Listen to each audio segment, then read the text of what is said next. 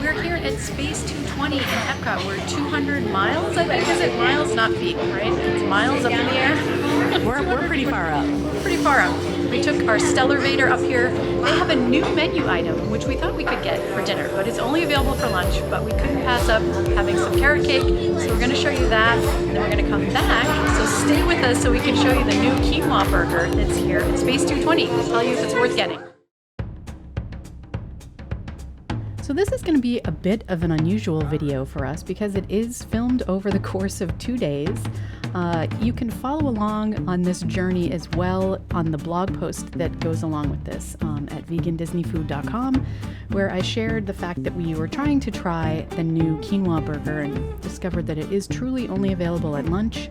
Sometimes they will make you vegan items at different times because there aren't that many options for us, but that was not the case here at Space 220. So we had a lounge reservation and we decided to just keep it because the carrot cake is that good. And then halfway through, we were told that we could order the Galaxy Grains, which is not listed on the lounge menu at all, but they did bring it over to us. I did confirm with the server that anyone can get that. They weren't just bringing it over because we asked. So we started our evening with the Galaxy Grains once that arrived, and I do super enjoy this little starter. It's basically quinoa, beluga lentils, yellow and red beets, and then hen of the woods mushrooms served on a bed of cashew hummus, along with little greens on top, which are dressed with a citrus vinaigrette. And I can't describe the flavors. They're just really earthy and nutty, and I really enjoy it. And I would go just for the salad and the carrot cake. So very enjoyable. Of course, this carrot cake is much beloved by vegans and non-vegans alike. It is gluten-free. I don't know how they make that happen because it really is a deliciously moist cake. But it is layers of carrot cake with a vegan cream cheese frosting.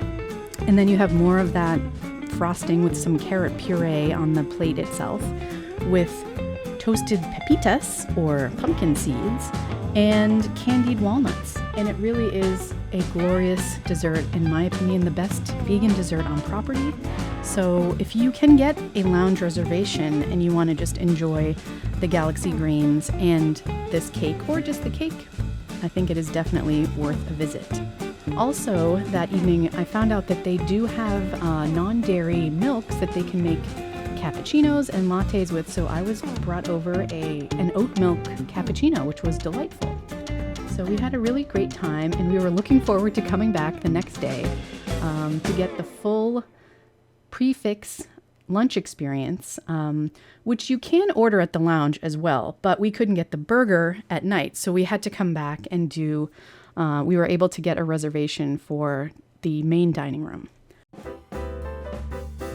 We do have a few options. You can also get the space green salad as part of the starters if you get a different dressing. The apple vinaigrette that they normally serve with that does have honey in it. So if you don't eat honey, you'll need to get an alternative dressing, which I'm pretty sure they said was just olive oil and vinegar. So not too many options there. I definitely would recommend the Galaxy Grains though, because again, it is delicious.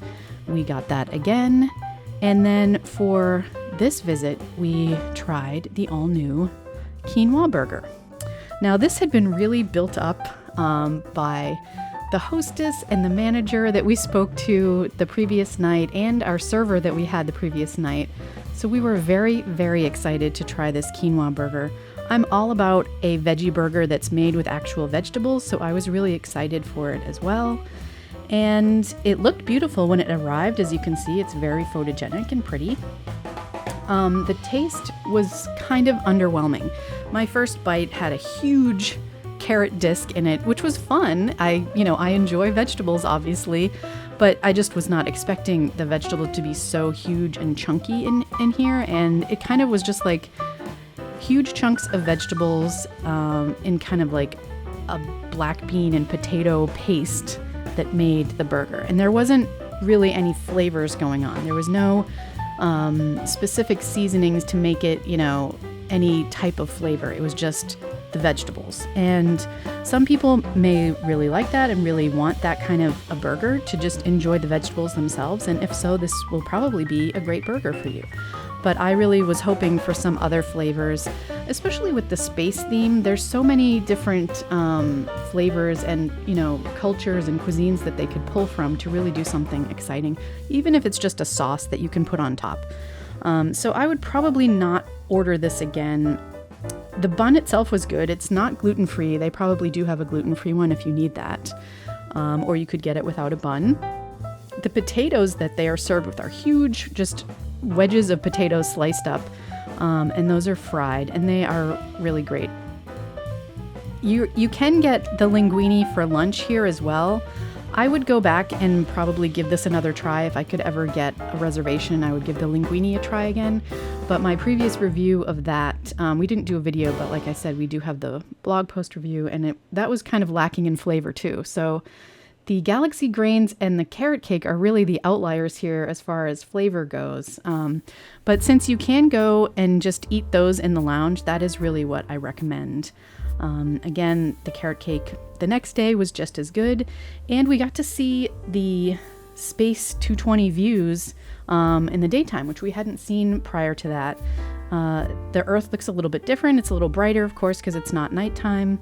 And we were also there around 2:30, where I guess is the only time you can see the moon rising by the Earth. I don't know if that changes with the course of the seasons. They did say that sunset does go along with the real-time sunset. So if you want to see there when the sun sets, try to get a reservation around the real sunset time for yourself. So that pretty much wraps up our visit to Space 220 for lunch. Again, you've got my recommendations for the Galaxy grains and the carrot cake. I would probably go back to the lounge anytime. They do have walk-in availability at the bar as well, and you don't need a reservation for that.